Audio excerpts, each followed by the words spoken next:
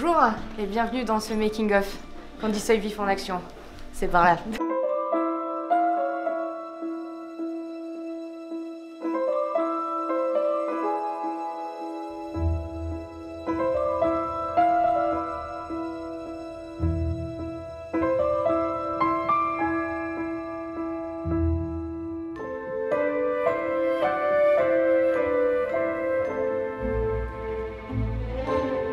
Sur cette fiction-là, je suis scénariste, comédienne et productrice. Pour la première fois, j'ai aussi endossé le rôle de productrice, ce qui est très bizarre. Du coup, j'ai écrit cette histoire, je l'ai commencée en septembre, avec plein d'influences différentes, type comme Red Room du Jean-Pierre Jeunet. Là, beaucoup de Burton, parce que c'était les rêves que j'ai depuis si longtemps. Moi, j'ai un costume assez steampunk. Je voulais cette époque un peu intemporelle, qu'on ne sache pas trop où on est, ni dans quel monde, ni dans quelle époque en fait. C'était assez cool comme ça. J'avais envie en plus de créer un personnage que je pouvais réutiliser dans une autre fiction. Candice, là j'ai un gros affect sur elle, je l'aime beaucoup. Candice Œil Vif, je l'aime vraiment énormément. On a mis en scène sa famille aussi avec Audrey, qui est Rose, donc Rose Œil Vif, et son partenaire, son coéquipier qui est Philippe Novice. Donc forcément, on a déjà une base de personnages qu'on peut réutiliser pour une autre fiction qui est déjà hyper intéressant. Et puis c'était un peu un kiff pour moi, j'avais trop envie de faire une détective un peu nulle, mais qui est pas si nulle que ça finalement, mais un peu caricaturale. Je trouvais ça, enfin ça donnait une valeur comique que j'avais pas encore exploitée et que j'avais envie de faire, et ça c'est méga cool. Et puis j'ai rencontré Thibaut Arbre, et il m'a dit hey, il est cool ton texte, mais viens on va plus loin. Et on a été plus loin. Donc je suis Thibaut Arbre, le réalisateur, et j'ai bossé avec Amy, elle est venue vers moi avec son projet typé Burton et Jeunet, et c'est vraiment exactement mes références. Donc direct, je trouve ça hyper cool. Et j'ai lu la première version et je lui ai proposé qu'on retravaille pour pousser encore plus cet univers et les personnages.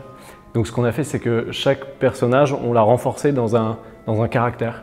Et dans la réalisation, on peut voir que chaque personnage a une couleur, il y a toujours une couleur derrière un personnage qui le définit. Et on a vraiment essayé de définir, de caractériser les personnages très différemment.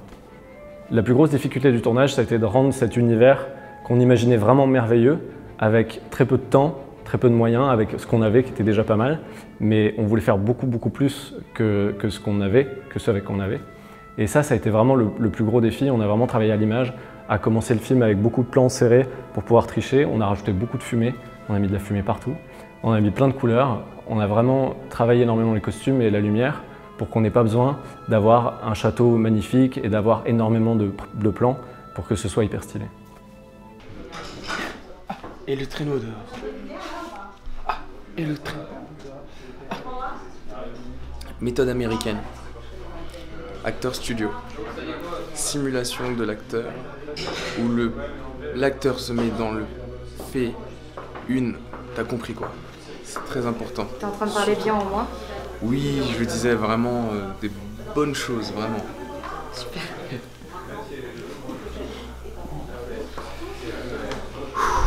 Elle me saoule. Merci au fait de dire des choses comme ça me fait trop plaisir, franchement. Merci de m'avoir invité. Franchement, ça me fait trop plaisir que tu sois là. C'est vraiment un mec super.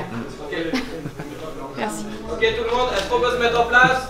On va y aller. C'est Amy qui m'a invité sur sa vidéo pour jouer le rôle de Philippe Novice, qui est son bras droit. C'est tout ce que j'aime. Il y a du costume, il y a de l'intrigue, il y a de la magie, il y a du Noël. Donc moi, son univers me parle et on s'amuse beaucoup. Ce qu'il faut savoir, c'est qu'on a fait ça sur le tournage toute la journée hier et que plus personne nous calcule quand on le fait. Alors moi, mon personnage, c'est Philippe Novice, le bras droit de la fameuse détective. Et c'est un personnage hyper tendre, qui est amoureux en cachette de Candice. Et bien évidemment, tout ce qui est mignon et douceur, on pense à moi, parce que je suis mignon. Je suis très contente. On est ici dans le 91, on est à Ris-Orangis. Ris-Orangis, ouais. Voilà. Et c'est un manoir du coup de 2 étages. Du coup c'est un peu cool parce que c'est comme une colonie de vacances, on dort tous sur place. On est une cool équipe avec qui on bosse régulièrement, donc c'est super. Et là on est en train de créer tout l'univers de cette fiction, de Qui a tué le Père Noël, et on est en train de créer la maison du Père Noël. Mais en fait ce sera dans le contre-champ de dos qu'elle se... D'accord, tu ne joues pas du tout de faire. Oh non, c'est pas moi. Tiens Capucine, ta bière que tu m'as demandé. C'est très gentil. Ah bah, yes. Eh bah de rien. Merci. Puis la tenue quand même. La barbe. La barbe. Et le traîneau électrique dehors. Non, puis il y a quand même écrit maison du Père Noël quand on rentre. C'est fou, j'avais même pas remarqué la barbe. Je fais dans ce court-métrage le rôle du médecin légiste qui a retrouvé la dépouille mortelle du Père Noël. Et on va dire que je suis pas extrêmement ravie que ces deux inspecteurs soient sur l'affaire, parce qu'ils m'ont l'air un petit peu d'être des bras cassés. Ben, disons que c'est une femme très professionnelle qui sait exactement où elle veut aller et qui fera en sorte que personne ne se mette en travers de son chemin. Elle a sa petite idée de comment ça s'est passé et elle aime pas trop voir des amateurs venir empiéter sur son territoire. Ouais, bien sûr.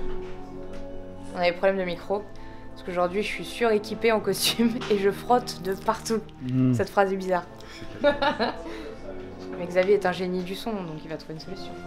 Ça se tient, c'est pas lui. Quoi? C'est vous qui avez tué le Père Noël? Non, c'est pas moi. Oui, c'est pas lui. Je joue le rôle qui n'a pas de prénom, mais qui a une fonction, qui est un peu policier, un peu gendarme. On n'a jamais trop su ce que c'était que ce déguisement. En fait, c'est un personnage qui est ému à un moment donné dans le film quand il parle de Noël, mais qui essaye de tenir l'ordre et d'avoir une logique, on va dire, dans l'enquête. Sauf que Amy, qui joue un rôle de fille qui en fait, finalement ne comprend rien, mais retombe toujours sur ses pattes au dernier moment dans l'enquête. Et c'est ça qui est marrant, en fait, c'est que moi, je le vois que c'est des bras cassés. Dans tout le film, mon rôle, c'est de dire, les gars, avec Marion Séclin qui joue à un moment donné une médecin légiste, on se regarde tous les deux, on a des regards, on se dit putain mais ils comprennent rien, etc. Donc c'est assez intéressant à jouer comme personnage. Équipe super sympa dans ce manoir, dans une sorte de manoir hanté, vois-tu, des petites poignées en ivoire. Non, c'est assez marrant. On a bien tripé, je suis très heureux d'avoir eu ce rôle avec Amy qui m'a proposé pour la première fois d'avoir des rouflaquettes. Ouais, j'avais jamais eu ce genre de petites rouflaquettes. Hein. Qu'on appelle d'ailleurs, attention, ce n'est pas des rouflaquettes, ce sont des escalopes, d'accord? C'est-à-dire qu'à partir d'une certaine taille, le barbier, j'ai regardé sur internet, ça ne se dit plus rouflaquette, ça s'appelle des escalopes. C'est quand même dégueulasse. La coupe de cheveux, on peut en parler 2 heures. Même à l'époque où je mettais du gel fixation béton, c'était pas le quart de la dureté de ceci. Je te jure, je sais pas si on entend le micro, mais on entend mes cheveux. Moi je suis sur la fin là, elle est à peu près au... Non, pas au milieu, un peu plus que là. Allez, aux 3 quarts. Aux 3 quarts fini, elle va finir à... Il y avait marqué une fin de tournage à 18h pour elle, ça va être environ 23h50 en réalité. C'est clair.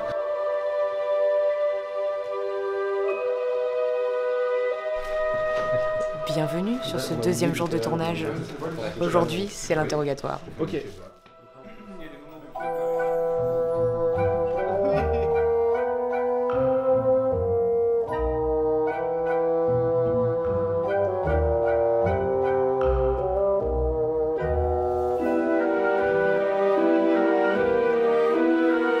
Bah, Monsieur Innocent, il arrête pas de faire des allers-retours en fait. Il y a des moments où on dit ok, il en fait des caisses et c'est parce qu'il a quelque chose à cacher.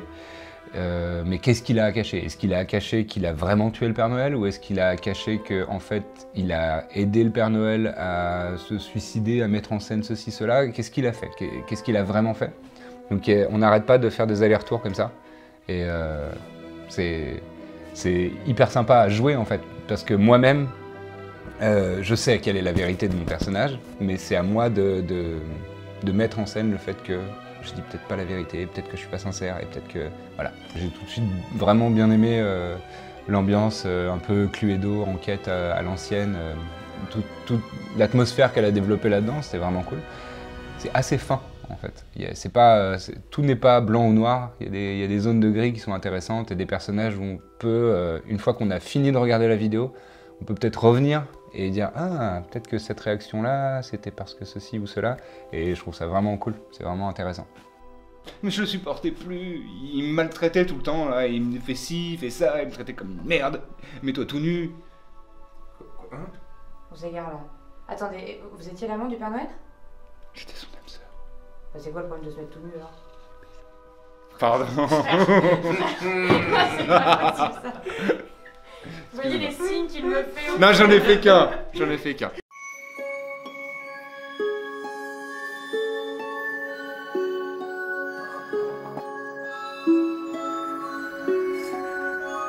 Si vous êtes à la retraite et que vous cherchez une activité, mon chien est à garder. Plus de temps possible. En fait, moi, le personnage de Rose arrive à la fin et elle est complètement... elle est quand même un peu allumée, quoi. L'avantage, c'est qu'on tourne entre gens, oui, on se connaît, mais surtout on est amis. Donc en fait, c'est trop chouette de se retrouver et de pouvoir partager des projets comme ça. Je vais vous dire un truc qui est vrai, dans ma voiture, j'ai toujours un talkie-walkie. Pourquoi? Qui ne fonctionne pas, qui est relié à... Mina, tu arrêtes! Maman est en train de s'exprimer! Pourquoi j'ai un talkie-walkie? Parce que quand je... C'est pas vrai! Mais enfin!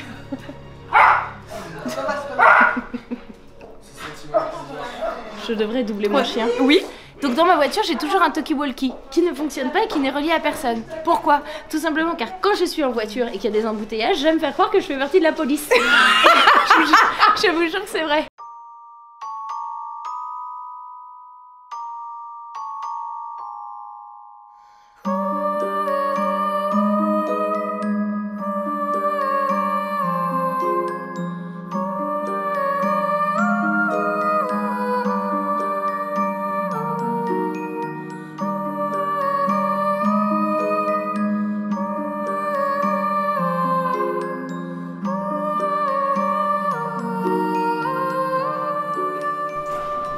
Je crois qu'il se passe un truc exceptionnel en fait.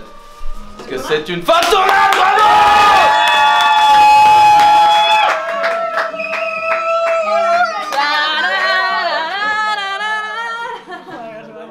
En fait, quand je l'ai écrit, j'avais tellement d'ambition sur ce petit film.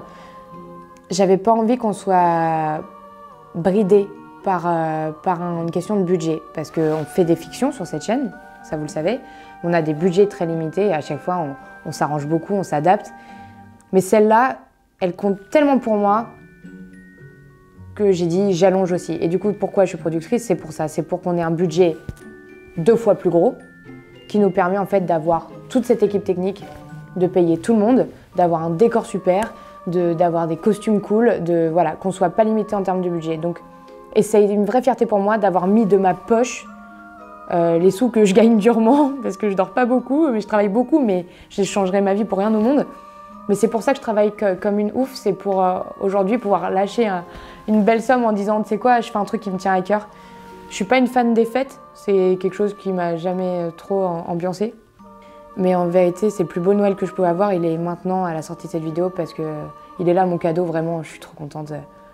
J'ai passé 2 jours avec des amis de partout, j'ai passé 2 jours à faire ce que j'aime le plus au monde, dans une histoire que j'ai fabriquée, avec des gens que j'aime. C'est ça Noël, non?